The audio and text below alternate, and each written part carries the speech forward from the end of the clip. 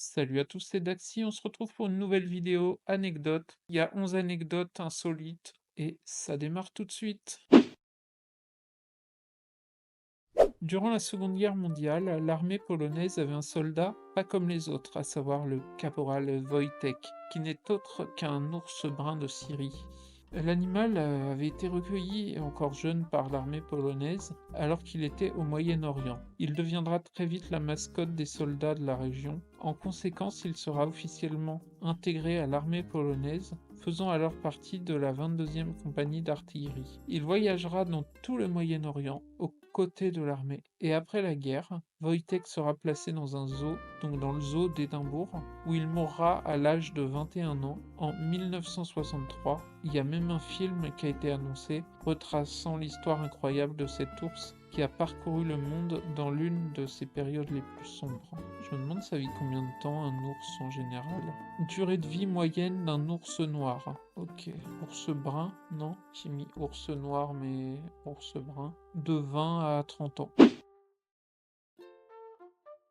Situé à l'ouest des États-Unis, et plus précisément dans l'Utah, Pando est le nom donné à une immense colonie clonale de plusieurs dizaines de milliers de peupliers faux-trembles. Cette colonie est considérée comme l'un des organismes vivants les plus âgés de la planète et dispose d'une particularité. Elle ne comporte réellement qu'un seul arbre. En effet, les autres s'avèrent tous être des clones issus de la même racine, et à ce titre, elle est considérée comme un individu unique. Elle s'étend sur près de 43 hectares et serait vieille de plus de 80 000 ans au moins. C'est le plus grand organisme vivant de la planète par sa masse, estimée à environ 6 000 tonnes, et aussi l'un des plus anciens. En latin, pando signifie je m'étends. Également connu sous le nom d'Oscar, Sam l'insubmersible est un chat de navire de la Seconde Guerre mondiale, célèbre pour avoir survécu au torpillage des navires de guerre sur lesquels il était l'animal de bord. Alors qu'on dénombrait de nombreuses victimes, Oscar a toujours trouvé un moyen de réchapper à la mort et sera à chaque fois retrouvé par les secours. Ouais, c'est quand même dingue parce que c'est 3-4 fois, je crois. Mais bon, on aurait pu penser qu'il porte malheur aussi. Sorti en 1997, Starship Troopers est un film de science-fiction dans lequel on retrouve plusieurs jeunes durant leur formation militaire, puis pendant une guerre interstellaire entre l'humanité et les arachnides, un peuple extraterrestre hostile. Et lors d'une scène où les personnages se trouvent dans des douches mixtes, les acteurs ont accepté de jouer à condition que le réalisateur Paul Verhoeven se mette également nu. Un peu bizarre, mais bon, voilà. Si tu demandes un truc à tes acteurs, bah fais-le aussi, voilà. Ceux qui ne possèdent pas d'animaux de compagnie ne le savent peut-être pas, d'ailleurs même ceux qui ont des animaux ne le savent peut-être pas, mais à la naissance, les chatons ainsi que les chiots ne font pas leurs besoins tout seuls. C'est la mère qui, en léchant le ventre et la région anale de leur petit, va déclencher l'excrétion. Au bout de quelques semaines, l'élimination se fera sans l'aide de la mère. C'est pourquoi dans le cas des chatons et des chiots abandonnés ou orphelins, il faut bien faire attention à cet aspect, pouvant être une des causes de décès pour beaucoup d'entre eux. Voilà, bah maintenant vous le savez.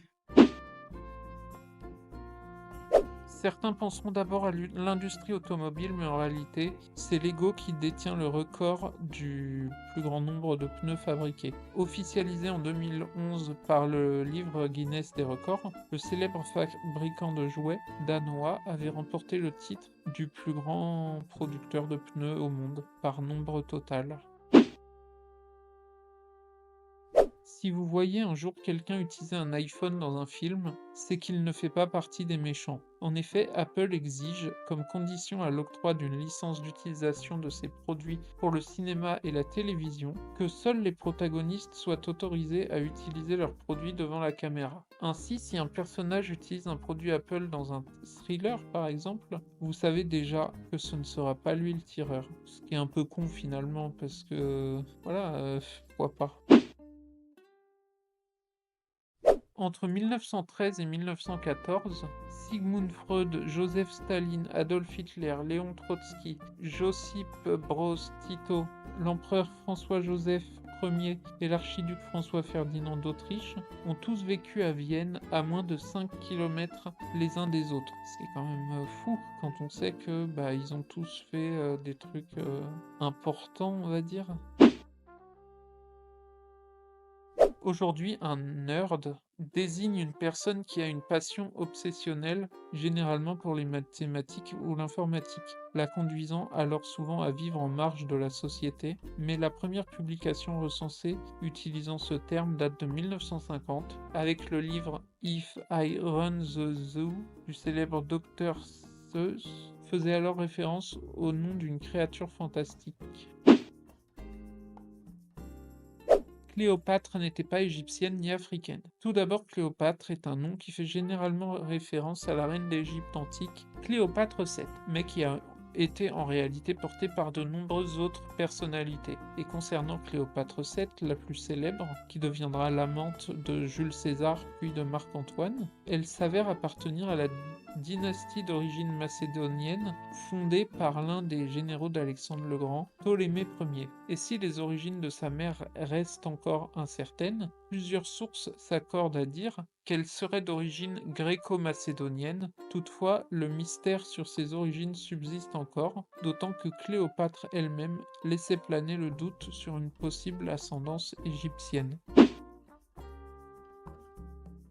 Le syndrome de Minor. Le syndrome de déhiscence du canal semi-circulaire antérieur, également connu sous le nom de syndrome de Minor, est une maladie ORL rare qui s'accompagne d'une série de symptômes qui se manifestent à des degrés divers. Parmi les plus notables, on retrouve notamment l'autophonie, qui désigne la capacité à pouvoir entendre des sons provenant de l'intérieur du corps, tels que les craquements des articulations, les bruits de mastication, les mouvements oculaires ou des clignements des yeux, voire même de piétinement de ses propres pas, voyageant à travers le corps et dans l'oreille. On estime qu'entre 1 et 2% de la population générale est touchée par cette maladie, mais que seule une fraction de ces personnes est symptomatique. Ou il y en a, ils sont tellement habitués depuis toujours que bah, ils s'en foutent.